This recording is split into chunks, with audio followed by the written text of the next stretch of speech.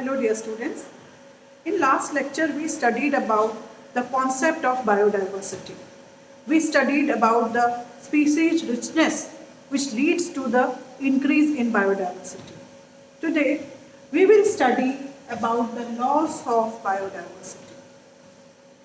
Because of human activities, biological resources have been declining rapidly. The colonization of tropical Pacific islands by humans led to the extinction of more than 2,000 species of native birds. More than 15,500 species are facing the threat of extinction in the worldwide. At present, 12% of birds, 23% of mammals, 32% of amphibians, and 31% of gymnosperms face the threat of extinction. And this all is because of our activities. So this topic is of great importance. We must realize. These are few examples. Recently extincted animals. A very beautiful bird, dodo, has extinct from Mauritius. Likewise, quagga, a zebra-like animal, has extinct from the Africa. Likewise, Steller sea cow has extinct from Russia. And thylacine is extinct from Australia. So these are very, very threatening examples.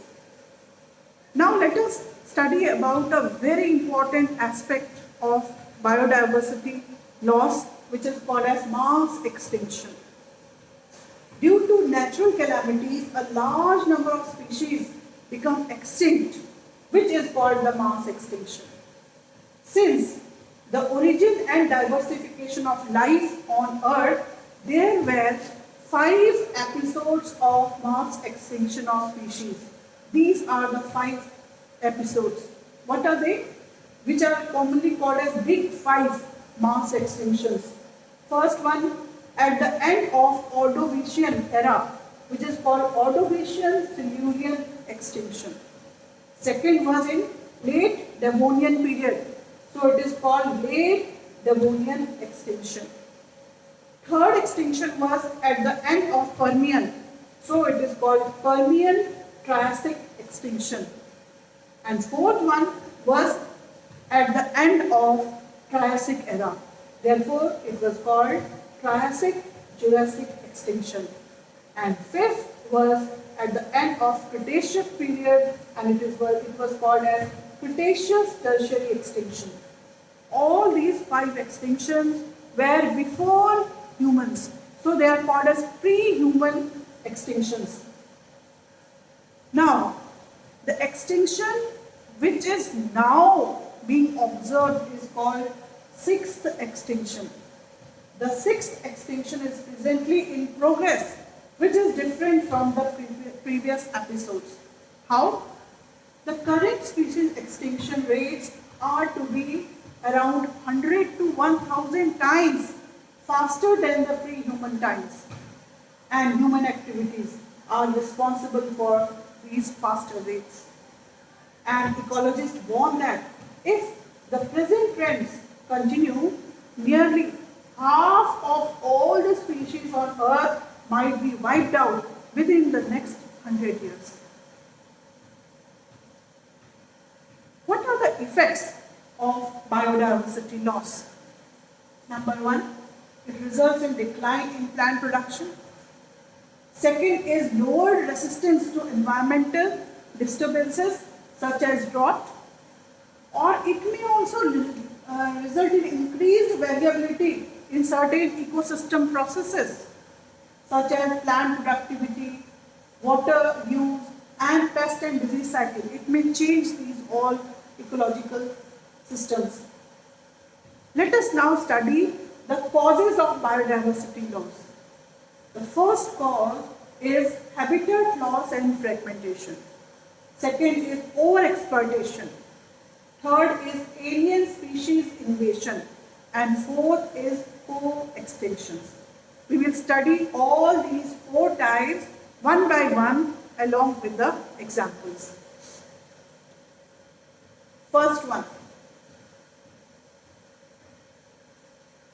is habitat loss and fragmentation. Destruction of habitat is the primary cause of extinction of species. For example, the tropical rainforest initially covered 14% of the land, but now it has remained only 6%. The Amazon rainforest, which are called as the lungs of the planet, when large-sized habitats were broken into small fragments due to human activities, certain animals are badly affected and threaten their survival. So if you fragment it, there will be loss of lot of biodiversity loss. Next is over-exploitation. When natural resources are over-exploited by humans due to his greed, it results in the degradation and extinction of the resources. For example, Steller sea cow, passenger pigeon, they all have extincted. Third phenomena is alien species invasion. The introduction of this Nile perch into Lake Victoria led to extinction of more than 200 species of indigenous titless fish. So when you just invade a new species, it changes the food chain there.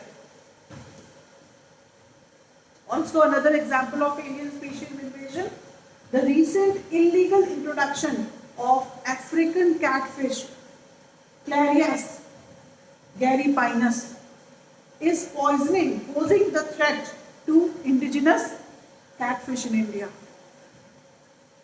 Likewise, these alien weeds, for example, carrot grass, Parthenium, or lantana, or water hyacinth, Eichhornia, they are also alien species. So they are destroying the natural flora of our country. Now next phenomena which is responsible for habitat loss, which is responsible for biodiversity loss, is co-extinction. When species become extinct, the plant and animal species associated with an obligatory manner also become extinct. For example, if the host fish species become extinct, all those parasites exclusively found on it will also become extinct. Now, what are the reasons for the biodiversity conservation? Why should we conserve this biodiversity? These are the reasons. The first reason is narrowly utilitarian reason. Second reason is broadly utilitarian reason. And third, which is the most basic reason, is ethical argument. Let's see them one by one. These are the reasons which are called narrowly utilitarian. When we use any biodiversity for economic benefit, this is called as narrowly utilitarian. For example, food in the form of cereals, pulses, fruits, firewood, fibers, medicines, construction material and industrial products. They are called narrowly utilitarian products. Second are broadly utilitarian. All those biodiversity where we use it for ecosystem services, they are considered as broadly utilitarian. For example, Amazon forest, they produce 20% of the total oxygen in the atmosphere in the earth. Also, pollination of plants through pollinators, bees, birds and bats, which is also broadly utilitarian. Aesthetic pleasure of walking through the thick woods, watching spring, flowers, etc. is also broadly utilitarian. And third one is ethical argument. There are millions of plants and animals and microbes on this earth with whom we share this earth. So it is our moral responsibility that they also should be alive, they should also be protected, conserved. Each species on the earth has some intrinsic value. We must realize it. And it is therefore our moral duty to take care of all the living creatures and pass on our biological legacy in good order to the future generations. Now, there are two types of conservations. One is called as in situ conservation, other is called as ex situ conservation. What is the difference? When we conserve the things at that place only, for example, conservation and protection of the whole ecosystem, protection of its biodiversity at all levels is called in situ conservation. For example, biosphere reserves, national parks, wildlife sanctuaries, sacred groves, these all come under in situ conservation. Whereas, what is ex situ conservation? When the protection of animals or plants, when they are endangered or threatened and need urgent measures to save from extinction, that is called as ex situ conservation.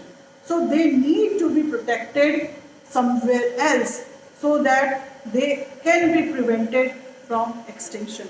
For example, zoological parks, botanical gardens and wildlife safari. So these all come under ex situ conservation. So you should know the difference between in situ conservation and ex situ conservation. Now finally, let us study about some conventions on biodiversity. These are important. Number one, the Earth Summit held in Rio de Janeiro in 1992. That was the Convention on Protection and Preservation of Biodiversity. The World Summit on Sustainable Development held in Johannesburg in South Africa in 2002. And also in this summit, 190 countries pledged their commitment to reduce the current rate of biodiversity loss at global, regional and local levels by 2010. So these were few conventions on biodiversity.